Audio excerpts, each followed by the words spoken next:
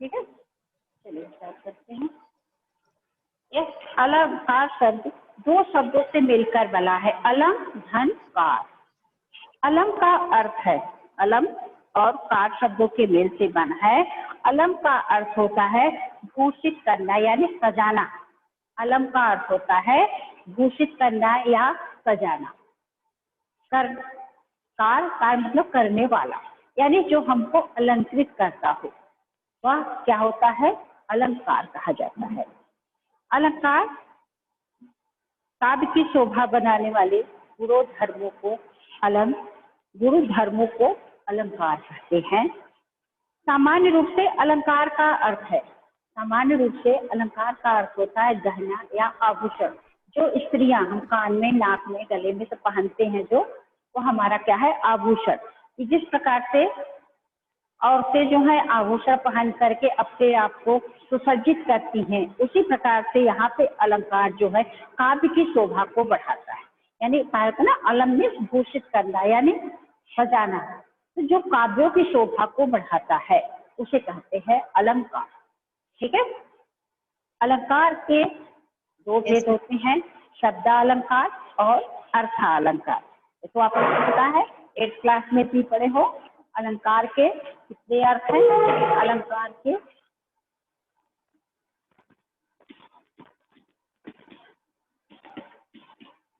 अलंकार के दो भेद हैं। पहला है शब्दालंकार, दूसरा है हमारा अर्थालंकार।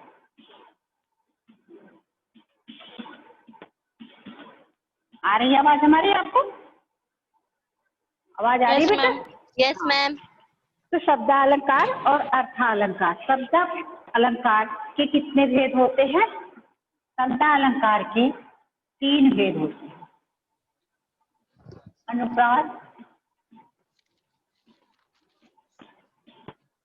अनुप्रास अलंकार, यमक अलंकार,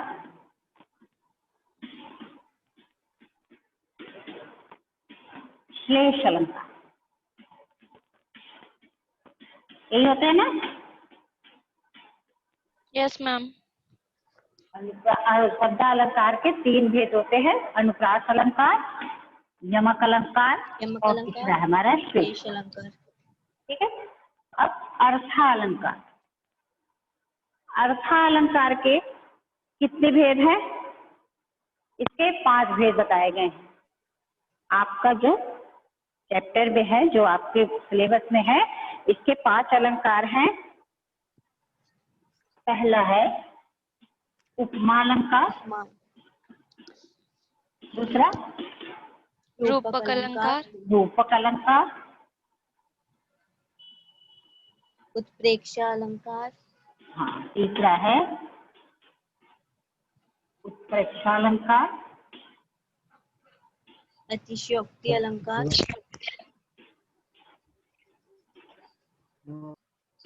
चौथा है अतिशयोक्ति अलंकार, पांचवा है मानवीकरण।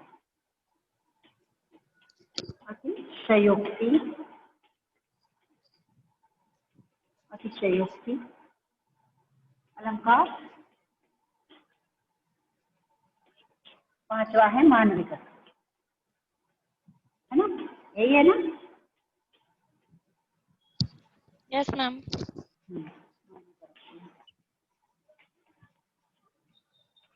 पहले हमको शब्दों के अलंकार के कितने भेद होते हैं?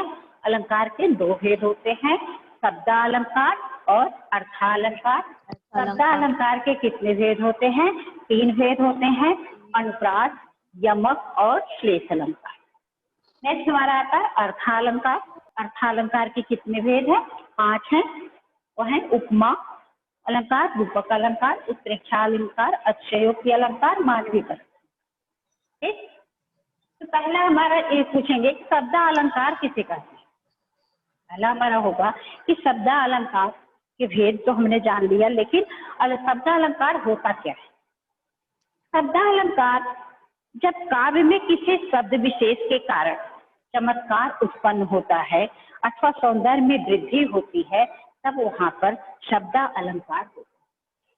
जब काव्य में किसी शब्द विशेष के कारण सौंदर्य उत्पन्न होता है वहां पे शब्द अलंकार होता है। शब्द अलंकार पहले हाँ, जैसे यहाँ पे है कि पानी गए न उभरे मोती मानुष चूं।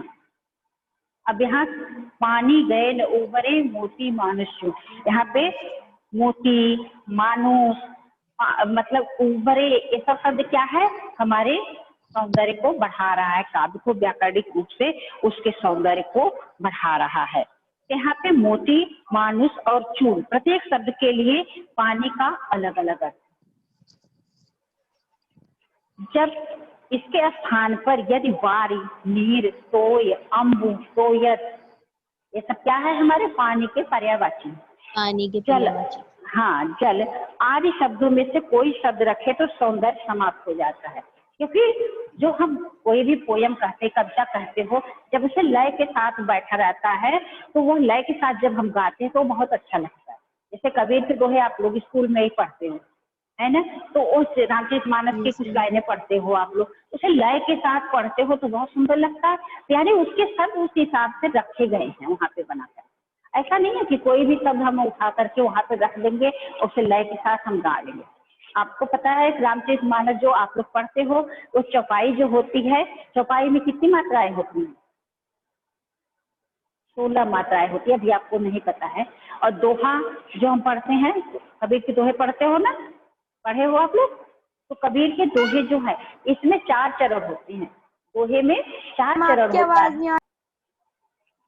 बेटा सबको नहीं आ रही है या किसी एक को नहीं आ रही है हमारी आवाज? मैम आ रही है। आ रही है। हाँ, तो बेटा आपको नेटवर्क प्रॉब्लम होगा। हाँ, जिसको आवाज नहीं आ रही है थोड़ा सा आप इधर उधर होके देख लो, आपको नेटवर्क प्रॉब्लम होगा बेटा। तो ठीक है, तो वहाँ पे हमने दोहे की बात किया, तो दोहे में कितने हमारे 4 चरण होते हैं। पहले चरण में 13, दूसरे में 11 और तीसरे में 13 और चौथे में 11 मात्राएं होती हैं। अभी आपका वो पॉइंट नहीं है, इसलिए यहाँ पे हम समय नहीं करेंगे, ठीक है। फिर बाद में आपको 10th में ही मिलेगा। और जो ये है क्या कहते हैं, जैसे हनुमान चालीसा पढ़ते हो, उसमें चौपाई जो है, चौपाई में 16 मात्राएं होती हैं, एक लाइन में 16 मात्राएं होती हैं। उसे जो हम काउंटिंग करते हैं उसको एक और एक काउंटिंग हमारी है, इसे 1 पढ़ते हैं, इसे 2 पढ़ते हैं, ठीक है। तो अभी आपका ये है नहीं, वैसे मैं बता रही हूँ, जो आप देखा कि यहाँ पे पानी की जगह पे हम नीर, वार, तो ये सब शब्द रख देंगे तो क्या होगा, उस शब्द की सौंदर्यता जो है नहीं रह जाएगी, खत्म। यहाँ पे पानी गए न उबरे मोती मानसु, पानी शब्द जैसे हमारा है, यहाँ पे पानी, हम वारी शब्द कहते हैं तो वारी शब्द है ना, वारी शब्द है ना, वारी नहीं है, वारी है, छोटी का मात्रा है। तो यहाँ पे जब हम करेंगे इसकी काउंटिंग, जैसे अभी आपको बताया, यहाँ पे दोनों पे डबल आएगी मात्राएं, हमारी 4 मात्राएं हो गई। अगर वारी शब्द वहाँ पे पानी की जगह रख देते हैं तो यहाँ पे हमारा सिंगल 3 नंबर का आ जाए, यहाँ पे हमारा लय क्या होगा, टूट जाएगा। जब हम और कविता कहेंगे, दोहा पढ़ेंगे, यहाँ पे हमारा लय टूट जाएगा। इसलिए वहां पे शब्द की सौंदर्यता को बढ़ाने के लिए पानी शब्द का ही यूज हुआ है, ठीक है। तो पहला हमारा है अनुप्रास अलंकार। शब्द अलंकार क्या है, जिस शब्द जहाँ पे जब काव्य में किसी शब्द विशेष के कारण सौंदर्य उत्पन्न होता है, वहां पे हमारा कौन सा अलंकार होता है, शब्द अलंकार होता है। तो शब्द अलंकार के भेद, पहला हमारा है अनुप्रास अलंकार। अनुप्रास, जब काव्य में किसी वर्ड की या किसी एक वर्ड की आवृत्ति बार बार होती है, वहां पे हमारा कौन सा अलंकार होता है, अनुप्रास अलंकार। जैसे चारु चंद्र की चंचल किरणें खेल रही है जल थल, चारु चंद्र की चंचल किरणें खेल रही है जल थल, खेल रही है जल में। हाँ, लर्न है आपको, ये तो 8th में भी पढ़े थे। चारु चंद्र की चंचल किरणें, जहाँ पे मतलब यहाँ पे एक ही वर्ड, 6 वर्ड की आवृत्ति बार बार हो रही है। चारु चंद्र की चंचल किरणें खेल रही है, 6 वर्ड की आवृत्ति 3 बार हुई। तो कह रहा है जहाँ पे एक ही वर्ड की आवृत्ति बार बार होती है, वो हमारा कौन सा अलंकार होता है, अनुप्रास अलंकार। अनुप्रास। ठीक, आगे बढ़े। Yes ma'am. इसके और भी उदाहरण हैं, जैसे तरन तनुजा तट कमाल तरुवर बहु छाए। तरन तनुजा तट कमाल तरुवर बहु छाए। यहाँ पे त वर्ड की आवृत्ति बार बार हो रही है। तो क्या है, ये हमको पढ़ने में बहुत अच्छा लग रहा है ना, और बहुत जल्दी याद हो जाता है। तो यहाँ पे शब्दों के कारण इस वाक्य में हमारे जो पद बना हुआ है इसमें सौंदर्य उत्पन्न हुआ है, तो इसलिए हमारा यह शब्द अलंकार के अंतर्गत आता है। उसका भेद है अनुप्रास अलंकार। अनुप्रास अलंकार में इसकी परिभाषा है कि जिस वर्ड की आवृत्ति, जहाँ पे एक ही वर्ड की आवृत्ति बार बार होती है वह हमारा अनुप्रास है। ठीक है बेटा। जैसे है इसमें दूसरा उदाहरण, कालिंदी फूल कदम की डाल। यहाँ पे क वर्ड की आवृत्ति हुई है, कालिंदी फूल कदम की डाल, यहाँ पे क वर्ड की आवृत्ति हुई है इसलिए। और आपके इसमें कई हैं, जैसे रघुपति राघव राजा राम, र वर्ड की आवृत्ति हुई है। ये सब तो आपको मतलब इसका दोहा हुआ ये सब याद ही है। बस आपको परिभाषा याद करना है कि जहाँ पे एक ही वर्ड की आवृत्ति बार बार होती है वह कौन सा अलंकार है, अनुप्रास अलंकार है। और किसके अंतर्गत आता है, शब्द अलंकार। शब्द अलंकार। हाँ, नेक्स्ट हमारा है यमक अलंकार। दूसरा हमारा है यमक अलंकार। यमक अलंकार जहाँ पर अभी आपने पढ़ा एक वर्ड की आवृत्ति, और यहाँ पे इसका है कि जब काव्य में एक ही शब्द की आवृत्ति, शब्द की आवृत्ति एक शब्द की आवृत्ति बार बार हो और उसका अर्थ अलग अलग हो, और उसका अर्थ अलग अलग हो, उसे क्या कहते हैं, यमक अलंकार। यमक अलंकार। जहाँ पे एक शब्द, वहाँ पे वर्ड नहीं है, शब्द की आवृत्ति दो बार आता है और उसका अर्थ अलग अलग होता है, उसे यमक अलंकार कहते हैं। जैसे बहुत सरल उदाहरण आपका है, याद भी है आपको, कनक काली घटा का घमंड घटा। हाँ, काली घटा का घमंड घटा। यहाँ पे काली घटा का घमंड घटा, यहाँ पे घटा शब्द दो बार आया। एक तो काली घटाओं को कहा जा रहा है, काली घटा का, और दूसरा उसका घमंड घटा, उसका अभिमान जो है कम हो गया, घट गया, है ना। एक तो घटा जो छाई हुई है चारों तरफ से उसकी बात हो रही है, और दूसरा जो है घटा यानी उसके घमंड जो है कम हो गया, घट गया। ऐसी इसी प्रकार से है, कनक कनक से 100 गुनी मादक का अधिकार, या खाए बौराए जल या पाए बौराए। कनक का अर्थ होता है सोना। सोना। एक कनक का स्वर्ण और एक कनक का अर्थ है यहाँ पे धतूरा। धतूरा। धतूरा जो है वह पॉइजन का काम करता है, जहर का काम करता है, खाने पर उसका असर हमारे इफेक्ट पड़ता है शरीर के दिमाग पे। और सोना क्या है, जिसके पास ज्यादा धन दौलत होता है वह भी आदमी अपने घमंड में हो जाता है, वह किसी से जल्दी बात नहीं करता। यहाँ पे कह रहा है कनक कनक से 100 गुनी मादक का अधिकार, या खाए बौराए, हाँ, या खाए बौराए जल, खाए बौराए।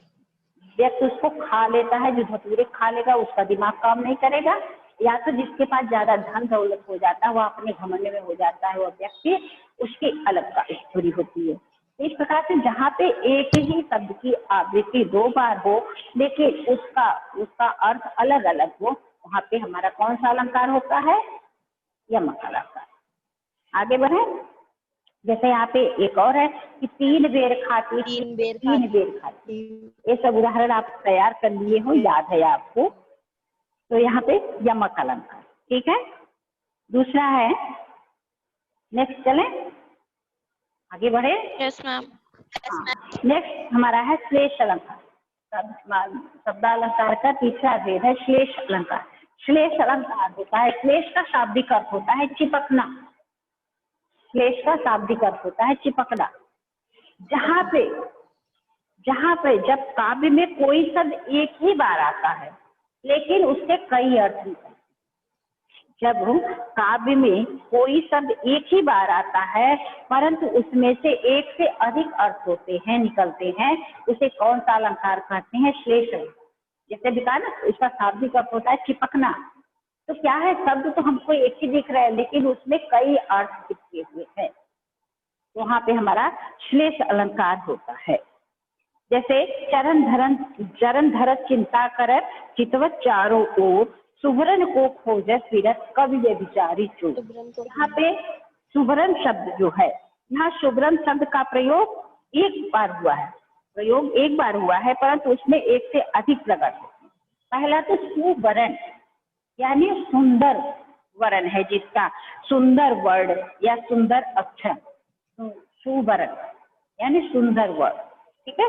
दूसरा है सुंदर रूप रंग, सुवर्ण मतलब आपका मतलब चेहरा जो है वो है मतलब सुंदर है, व्यभिचारी के संबंध में है, चोर के संबंध में है। और दूसरा है सुवर्ण यानी स्वर्ण के समान, सोने के समान। तो यहाँ पे वर्ड तो हमारा एक ही है सुवर्ण, लेकिन उसके अर्थ हमारे कितने निकले? 3। कौन कौन से? पहला है सुंदर वर्ड या अक्षर, यह कवि के संबंध में कह रहा है। और दूसरा जो है सुंदर रूप रंग, व्यभिचारी के विषय में कह रहा है, चोर के विषय में कह रहा है। नेक्स्ट हमारा स्वर्ण या सोना। जैसे यहाँ पे अभी आपने पढ़ा कि स्टार्टिंग में कि रहीमन पानी राखिए बिन पानी सबसे, पानी गए न उबरे मोती मानसू। यहाँ पे शब्द तो पानी ही है हमारा, पानी। Yes ma'am. रहीमन पानी राखिए बिन पानी सब सुन। यहाँ पे पानी, एक तो हमारा पानी का पहली लाइन से आ रहा है कि मान सम्मान की बात हो रही है। पहला पानी जो है हमारा इज्जत और मान सम्मान की बात हो रही है कि जो पानी गए न रहीमन पानी राखिए बिन पानी सब सुन। हिंदा जी कहते हैं कि इज्जत मान सम्मान को कह रहे। और दूसरा है पानी गए न उबरे मोती मानसू। दूसरा है मतलब हमारा पहला पानी जो है चमक है, दूसरा इज्जत है, और तीसरा पानी का मतलब होता है जल। तो शब्द हमारे एक ही आएंगे, लेकिन उसके अर्थ कई निकलते हैं। वहां पे हमारा कौन सा अलंकार होता है? श्लेष अलंकार। चले, मेरी भव बाधा हरो राधा नागर सोय, जा तन की झाई परे श्याम हरित। यहाँ पे हरित, हरित पहला तो है हर्षित होना, प्रसन्न होना। दूसरा होता है हरित यानी हरण कर लेना, हर लेना। और नेक्स्ट तीसरा हमारा है हरि यानी हरा रंग। तो जहाँ पे एक ही वर्ड होते हैं और उसके अर्थ कई निकलते हैं, वह हमारा कौन सा अलंकार होता है? श्लेष अलंकार होता है। ठीक है, आगे बढ़े। Yes ma'am. हाँ, नेक्स्ट हमारा आता है अर्था अलंकार। जैसे हमारा है दूसरा अर्था अलंकार। जब काव्य में अर्थ के माध्यम से चमत्कार उत्पन्न होता है तो उसे क्या कहते हैं? अर्था अलंकार का चमत्कार उत्पन्न होता है वहाँ। हाँ, जहाँ पे अर्थ के माध्यम से चमत्कार उत्पन्न होता है वह हमारा होता है अर्था अलंकार।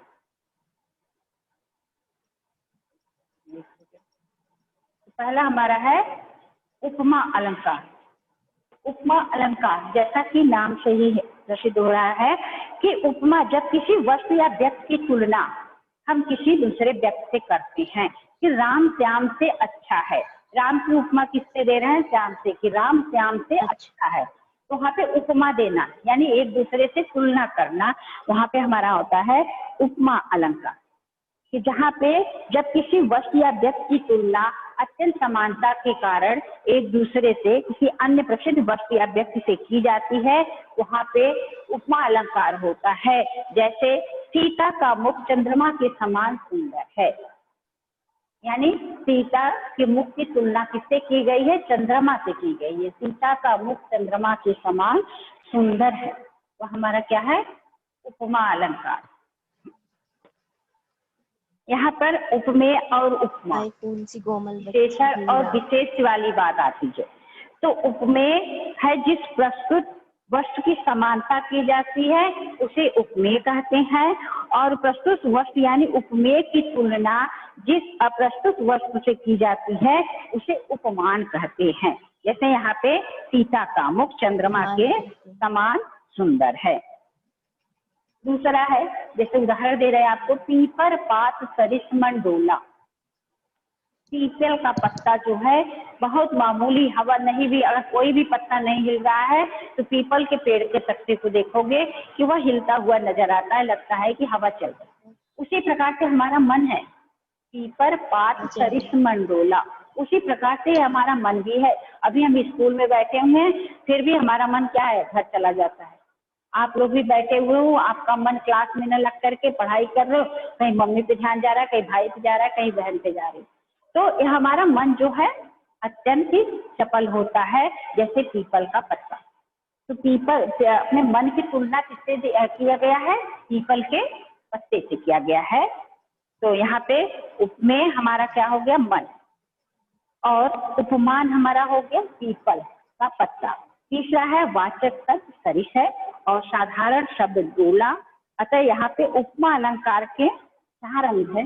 उपमा अलंकार के हमारे 4 अंग है, उपमेय, उपमान, वाचक और साधारण धर्म। यह 4 चीजें उसमें देखने को मिलती है उपमा अलंकार। तो यहाँ पे जैसे पीपर, पात, सरिस, मन, डोला, यहाँ पे अपने मन की तुलना किससे कही? जहाँ पे एक दूसरे से समानता से, समानता के कारण एक दूसरे को बढ़ा चढ़ा कर दर्शाया जाए, दिखाया जाए, उपमा दिया जाए, वहां हमारा कौन सा अलंकार होता है? उपमा अलंकार।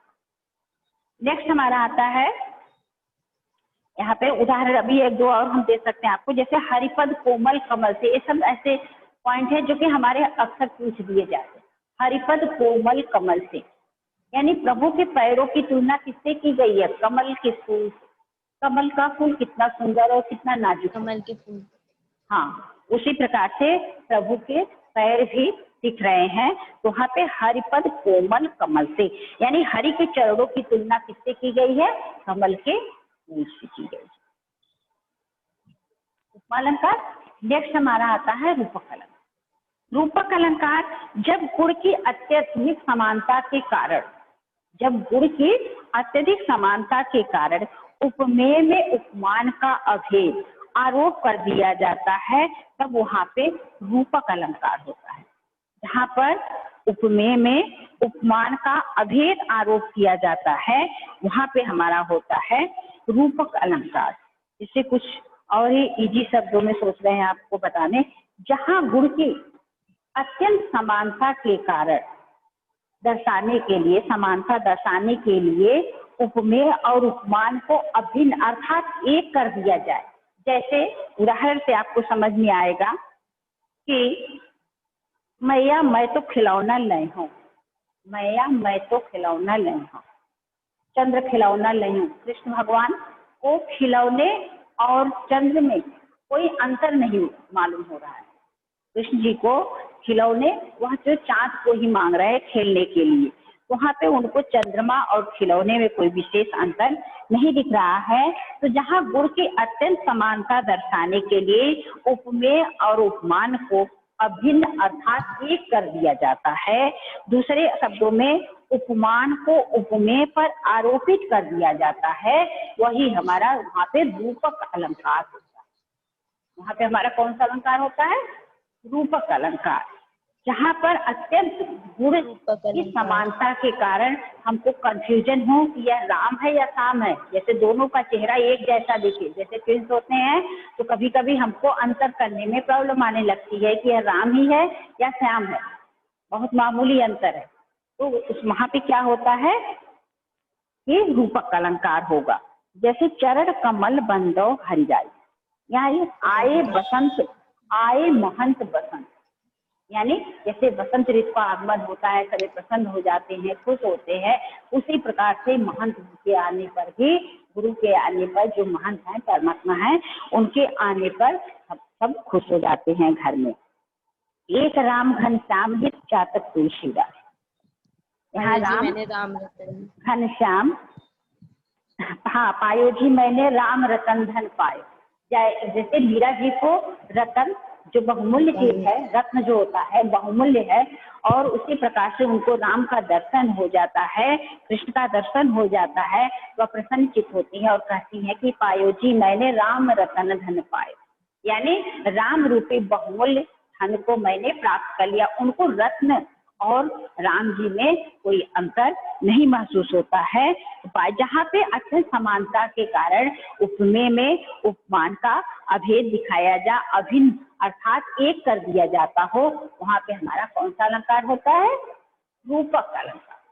तो इसमें हमको 2-4 उदाहरण आपको तैयार करना पड़ेगा, ताकि इजी आप देख करके इसको तैयार करेंगे, ताकि वो चीज पढ़ते ही आपके दिमाग में आ जाए कि यहाँ पे सरलता के कारण जो कि है, जिसका अर्थ आपके समझ में आ जाए। मन का फेर, माला तो कर में फिरे, वह कैसे है ना ये वाली पढ़ा तो था में कि मन का फेर, यानी यहाँ पे मन और मणि दो का अंतर बताया गया है। मन का फेर, यहाँ मन का और मन का, यानी मन अपने आत्मा का, दिल दिमाग की बात हो रही, मन की, हमारा मन कितना चंचल है। और एक मन का है जो मणि होता है, जो माले होते हैं, दूसरे जाते पहनते हैं लोग, वह मणि की तुलना की है कि हाथ में तो माला मतलब है, लेकिन मन जो है, दिमाग जो है उसका स्थिर नहीं है, चंचल है। जैसे कि साधु जी लोग अपने डालते रहते हैं, तो माला तो दिखा रहे हैं कि मैं परम भक्त हूँ, भगवान का पूजा करता हूँ, और सबका हाथ देखते हैं, किस्मत बताते हैं, लेकिन उनका मन जो है, हाथ में तो मणि की माला लेकर के वो राम नाम का जाप कर रहे, लेकिन उनका मन जो है स्थिर नहीं होता। मन का फेर, मन की तुलना, जहाँ पे अत्यंत निकटता के कारण अभिन्न माना जाए या दोनों में समानता होती है, वो हमारा क्या होता है, अंतर न महसूस हो पाए, वहां पे हमारा रूपक अलंकार। नेक्स्ट हमारा तीसरा आता है उत्प्रेक्षा अलंकार। उत्प्रेक्षा अलंकार जहाँ उपमेय और उपमान की समानता के कारण, जहाँ उपमेय और उपमान की समानता के कारण उपमेय में उपमान की संभावना की जाए या कल्पना की जाए, वहाँ उत्प्रेक्षा अलंकार होता है। इसका इजी है, पहचान है, इसके वाचक शब्द हैं मनु, मानो, जनु, जनहु, जानो, मनहु। ये सब शब्द उदाहरण में हमको देखने को जरूर मिलते हैं। जहाँ पर ये सब शब्द आते हैं, आपको परिभाषा नहीं भी याद है तो जनु, मनु, मानो, ज्यों त्यों, ये सब शब्द जब हमारे आते हैं तो हमको तुरंत हमारे में हो जाना चाहिए कि यह उत्प्रेक्षा अलंकार है, ये इसके वाचक शब्द हैं। जैसे उस काल मारे क्रोध के तनकापने उनका लगा, मानो हवा के वेग से सोता हुआ सागर जगा। तो यहाँ पे क्या मानो शब्द मिला आपको? मानो शब्द मिला आपको? बेटा बोलिए। पाहुन ज्यों आए हूँ गांव के शहर में, 9th क्लास में आपका चैप्टर है ना ये वाला, मेघ आए बंठन के, सिलेबस से निकल गया लेकिन बुक आपके पास है तो उसमें आप देख रहे हो कि पाहुन ज्यों आए हूँ गांव के शहर में, और क्या है हमारा यहाँ पे